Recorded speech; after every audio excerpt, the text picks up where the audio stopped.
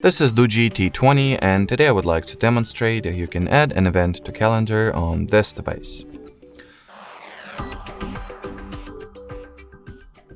So first step is to find and launch the Calendar app. On this device it's going to be the Google Calendar by default at the very least.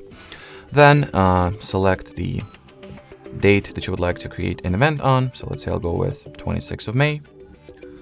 So then I'll select this date, then tap at the plus icon to your bottom right, choose an event option, fill out all the event details such as its title, time frames, repetitiveness, participants, link to the video conference, location. You can also set up your notifications preferences or reminding preferences as someone can refer to them. You can pick a color for this event to be displayed in the calendar, on the calendar. Then you can also write some brief description if necessary or attach file.